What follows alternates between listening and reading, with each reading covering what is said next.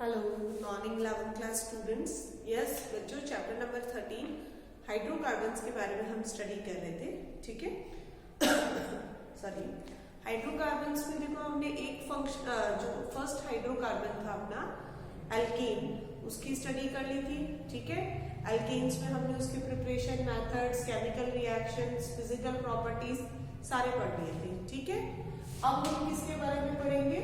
Second जो आपका hydrocarbon है दैट इज एल्कीन।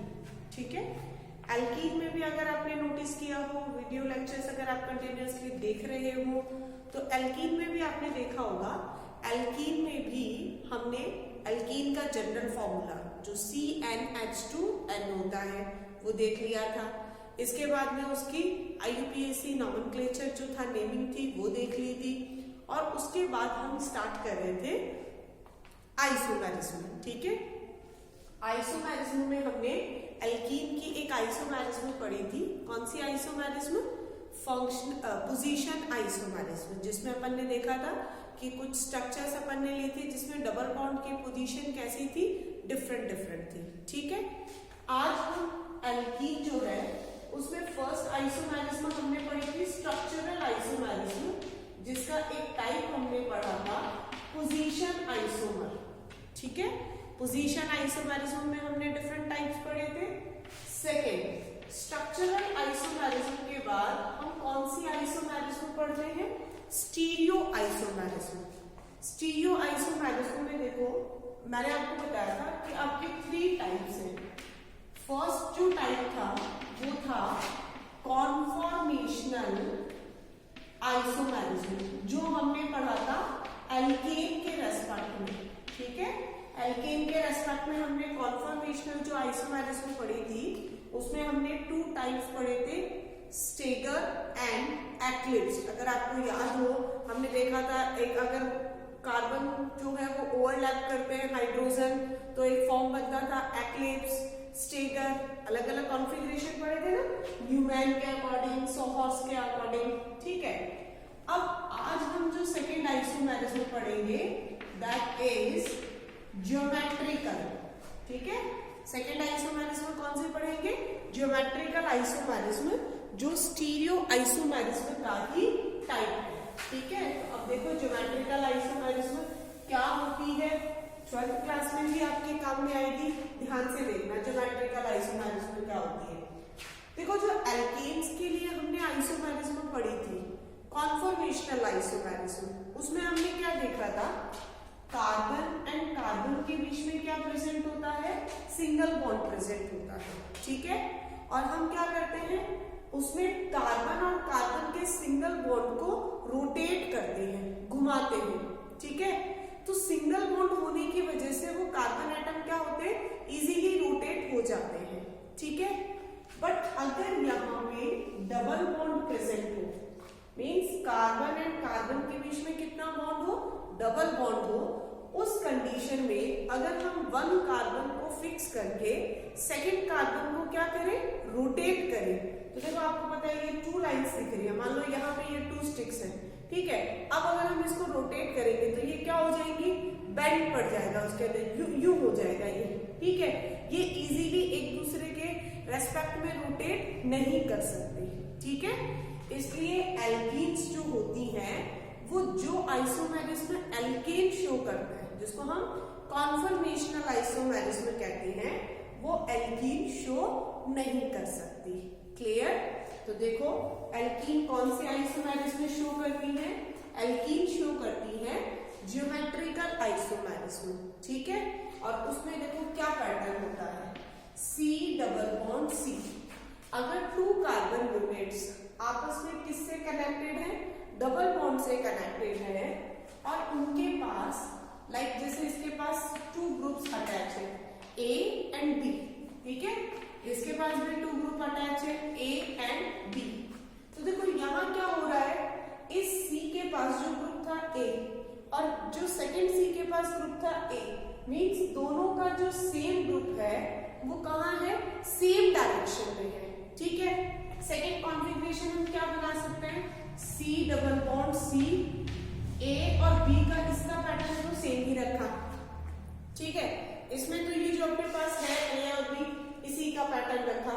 सेकंड में अपने पास क्या ऑप्शन हो गया, बी को तो ऊपर शिफ्ट कर दिया, इनका पोजीशन चेंज कर दिया, मींस बी ऊपर हो गया, ए नीचे हो गया।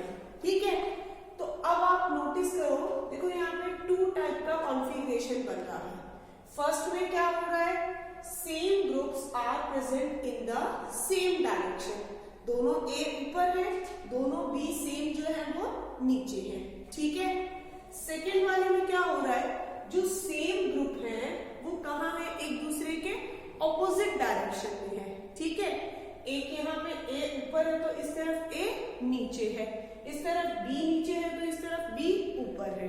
ठीक है, तो ये दोनों का देखो मॉलिक्यूलर फॉर्मूला तो कैसा है, सेम, इसमें भी 2 कार्बन, इसमें भी 2 कार्बन, इसमें भी 2 ए ग्रुप, यहाँ भी 2 ए ग्रुप है, यहाँ भी 2 बी ग्रुप है, यहाँ भी 2 बी ग्रुप है, लेकिन उनका जो अरेंजमेंट है वो कैसा है, डिफरेंट है। ठीक है, तो ये क्या हो गए, एक दूसरे के आइसोमर्स। अब इस बेसिस पे जो इस टाइप का आइसोमर्स होगा, इस टाइप मतलब जिसमें same groups are present in the same direction, इसको हम बोलते हैं सिस फॉर्म।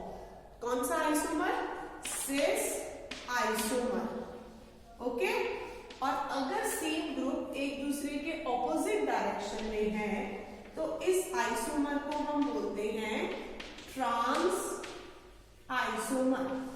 क्लियर, इसको बोलते हैं सिस आइसोमर, इसको बोलते हैं ट्रांस आइसोमर। ओके, अब देखो अपन एक एग्जांपल लेते हैं, ये तो अपन ने कॉमन एग्जांपल लिया है ए बी के रेस्पेक्ट में। देखो मान लो अपने पास ये कोई फॉर्मूला है, CH3 CH double bond CH CH3।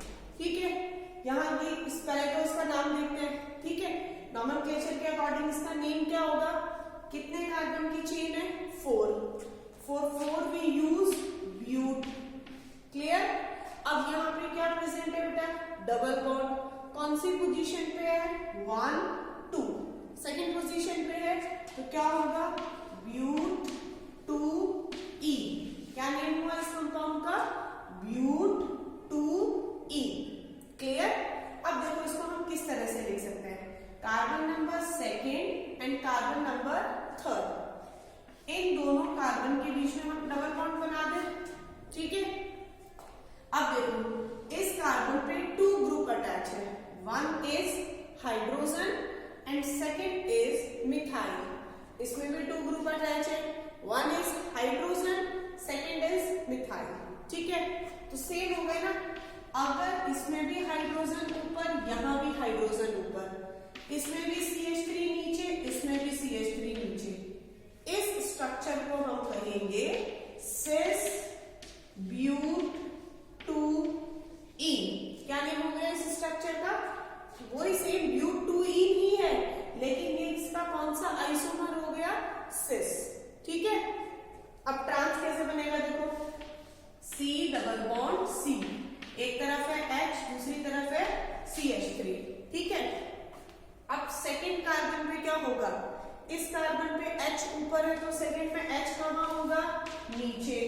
ठीक है, यहाँ CH3 नीचे है तो इधर CH3 कहाँ होगा, ऊपर। तो इस फॉर्म को हम कौन सा फॉर्म बोलेंगे, ट्रांस फॉर्म। ठीक है, तो सेम ग्रुप अगर सेम डायरेक्शन में होंगे तो उसको हम बोलेंगे सिस आइसोमर, और सेम ग्रुप अगर ऑपोजिट डायरेक्शन में होंगे तो उसको हम बोलेंगे ट्रांस आइसोमर। क्लियर, ठीक है, तो यहां इस तरह से अपन ने क्या देखा, एक तो इसका कॉमन एग्जांपल देखा और एक हमने इसके 2 एग्जांपल्स देखे, ब्यूट 2E का और ब्यूट सिस ब्यूट 2E एंड ट्रांस ब्यूट 2E। ठीक है, अब इसके और एग्जांपल्स भी आप देख सकते हो। चलो, ये हो गया आइसोमेरिज्म। किसमें होगी आइसोमेरिज्म, एल्कीन्स में होगी। ठीक है, अब देखो हमने क्या क्या पढ़ लिया बेटा, हमने एल्कीन्स के अंदर क्या पढ़ लिया, एल्कीन्स का जनरल जो कॉन्फ़िगरेशन है, आपका जनरल फॉर्मूला है वो देख लिया, उसके साथ हमने उसके IUPAC नेमिंग देख ली। ठीक है, इसके साथ ही हमने क्या देख लिया, हमने पढ़ा आइसोमेरिज्म। आइसोमेरिज्म में हमने पढ़ा एल्कीन कितने टाइप के आइसोमेरिज्म शो करता है, 2 टाइप की, structural and stereo isomerism. Structural का अपन ने एग्जांपल पढ़ा था पोजीशन आइसोमेरिज्म, एंड स्टीरियो के एग्जांपल में हमने पढ़ा ज्योमेट्रिकल आइसोमेरिज्म, जिसके कितने टाइप थे, 2। When same groups are present in the same direction, then it is known as cis isomer. And when the same groups are present in the opposite direction, then it is known as the trans isomer. Clear है? अब देखो, अब हम पढ़ेंगे preparation methods.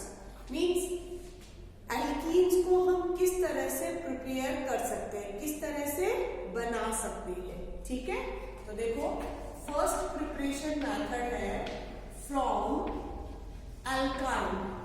ठीक है, alkene का preparation method क्या है, फ्रॉम अल्काइन्स। मींस अल्काइन से ट्रिपल बॉन्डेड जो कंपाउंड है उनसे हम किसका फॉर्मेशन कर सकते हैं, डबल बॉन्डेड कंपाउंड का फॉर्मेशन कर सकते हैं। देखो कैसे, मान लो मेरे पास ये कार्बन है CH ट्रिपल बॉन्ड CH।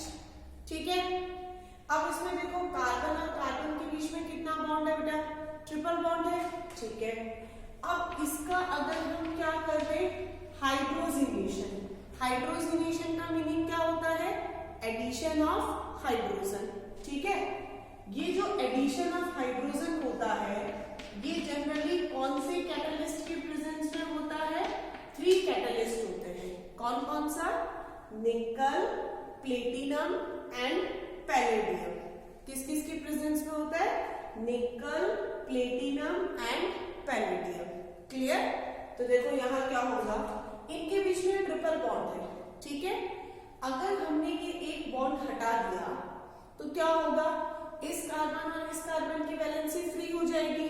तो दोनों कार्बन की वैलेंसी को फुलफिल करने के लिए हम क्या ऐड कर देंगे, H और H ऐड कर देंगे। ठीक है, तो देखो क्या होगा, CH triple bond convert into double bond.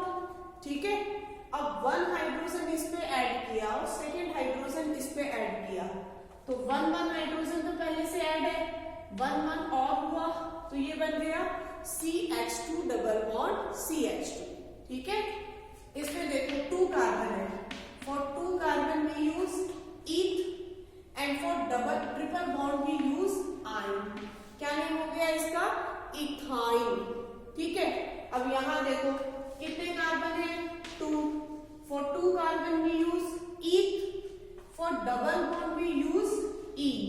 तो इथाइन से हाइड्रोजन ऐड करने पे क्या बन गया, इथीन। मींस एल्काइन से किसका फॉर्मेशन हो गया, एल्कीन का फॉर्मेशन हो गया। तो हम क्या पढ़ रहे हैं, एल्कीन के प्रिपरेशन मेथड्स ही पढ़ रहे हैं ना, तो एल्कीन प्रिपेयर हो गया इससे।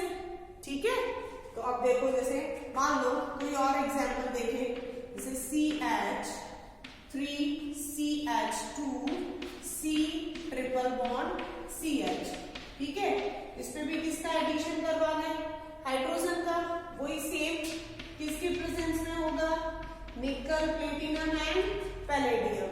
सेम कंसेप्ट, ट्रिपल बॉन्ड किस में कन्वर्ट होगा, डबल बॉन्ड में। 1 हाइड्रोजन इस पे ऐड हुआ, सेकेंड हाइड्रोजन इस पे ऐड हुआ, क्या बनेगा बोलो, CH3 CH2। इसमें तो कुछ भी चेंज नहीं आया, एज इट इज रहेगा। देन C ट्रिपल बॉन्ड किस में कन्वर्ट होगा, डबल बॉन्ड में। 1 हाइड्रोजन इससे अटैच हुआ। ठीक है, क्या हो जाएगा ये CH, then double bond, 1 hydrogen इससे ऐड हो गया CH2।